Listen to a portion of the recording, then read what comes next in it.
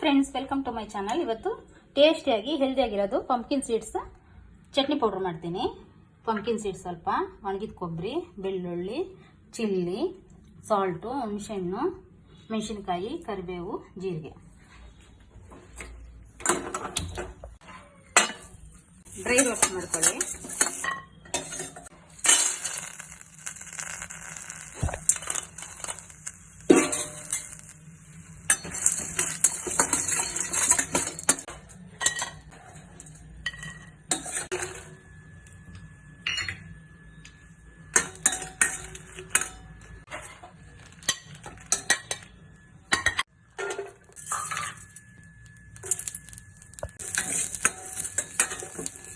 ಸ್ವಲ್ಪ ಫ್ರೈ ಮಾಡ್ಕೊಳ್ಳಿ.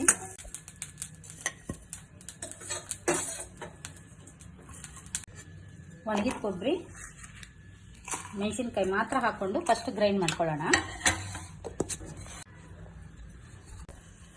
Pumpkin seeds, ಕರಿಬೇವು ಇದೆಲ್ಲ ಹಾಕ್ಕೊಂಡು, ಜೀರಿಗೆ, ಕರಿಬೇವೆಲ್ಲ, ಹುಣಸೆಹಣ್ಣು ಹಾಕ್ಕೊಳ್ಳಿ, ಸಾಲ್ಟು, ಗ್ರೈಂಡ್ ಮಾಡೋಣ.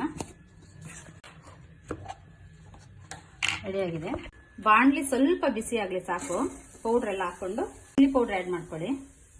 ಒಂದು ಸ್ವಲ್ಪ ಬಿಸಿ ಮಾಡ್ಕೊಳ್ಳಿ, ಯಾಕಂದ್ರೆ ಮಿಕ್ಸಿಗೆ ಹಾಕಿರ್ತೀವಿ, ತ್ಯಾವ ಎಲ್ಲ ಇರುತ್ತೆ ಒಣಗಿದ ಕೊಬ್ಬರಿದು, ಸ್ವಲ್ಪ ಡ್ರೈ ಆಗೋರು ಅಷ್ಟೇ. ಟೇಸ್ಟಿಯಾಗಿರೋ ಹೆಲ್ದಿಯಾಗಿರೋ ಚಟ್ನಿ ಪೌಡ್ರ್ ಇದು. ತುಂಬಾ ಟೇಸ್ಟ್ ಆಗಿರುತ್ತೆ, ಬಿಸಿ ಹೆಲ್ದಿ ಫುಡ್ ಇದು.